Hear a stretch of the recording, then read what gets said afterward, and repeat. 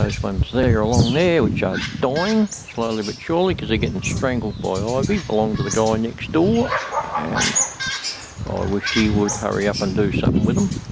But I suppose if we wait long enough, they'll all be dead and they won't have any leaves left on them before. Well, yesterday morning, it's pretty chilly here at the moment actually, by the way. You can tell by the beanie and the coat. Yesterday morning, I'm out fiddling in the shed and heard the chainsaw start up. I thought I'll come out and investigate, as you do. And old mate next door had a cherry picker and he's been attacking the trees. He started here, but look, a big gap. That's where two great big gum trees grew. Very, very troublesome.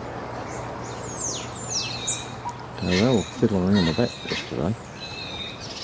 And that big log come into my place. After I talked to him, I can keep that for firewood. So what's happening is, I spoke to him what's going on, and he said he wanted to get rid of all the gum trees, clear out all that horrible ivy, and put his half of the fence up. So I thought, yeah, go for it, mate. So I'm out here to start fiddling around to get some of this old netting and whatnot off the old fence, and give him a bit of a hand, I think. So have to get into that. There's a job that's well overdue. Now that I've got the time to do it, it's got to be done. This gutter was absolutely chock-a-block, full of leaves and mud and plants growing in it. I pushed the rag here, which some of you might recognise as my old jumper. Cut that up the rags, don't need that anymore. I pushed it down once, got a whole heap of crap out, and now I'm going back towards the other direction to try and clean the rest out. So that, believe it or not, is a vast improvement on what it was. Well, that's the gutter done. Now we'll tackle something else. Spider web. Overgrown grass. All these little jobs that I haven't had time to do before. Now I've got to slowly pick my way through them and get them all out of the way, so that I can not feel guilty about spending hours in the shed tinkering with old motorcycles or model trains.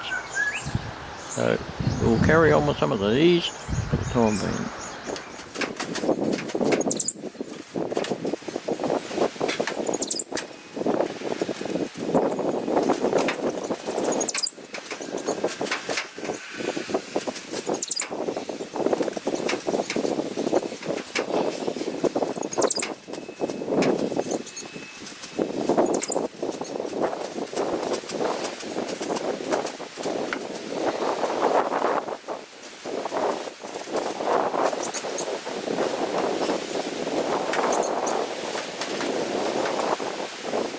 Just look at this one. Got a whole forest growing in here. No wonder the water wasn't draining out. Yeah, I don't think I've cleaned this one out since I put the carport up. These trees from next door need a good trimming back too, so they don't keep dropping crap in there. So we'll get into that too.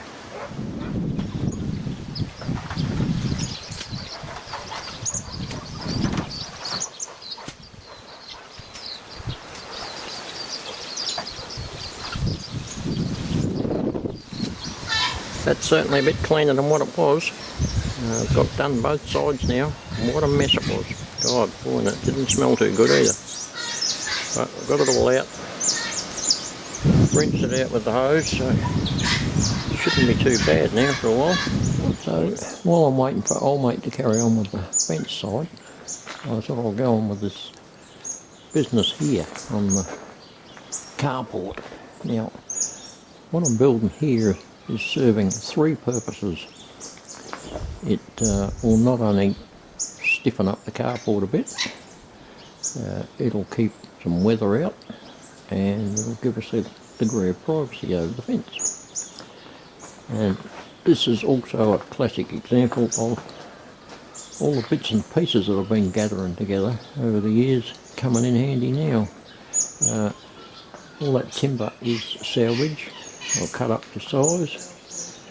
The brackets I had laying around, and the tack screws that I used to hold it all together. They're also salvage. So it's basically cost me not much more than my time.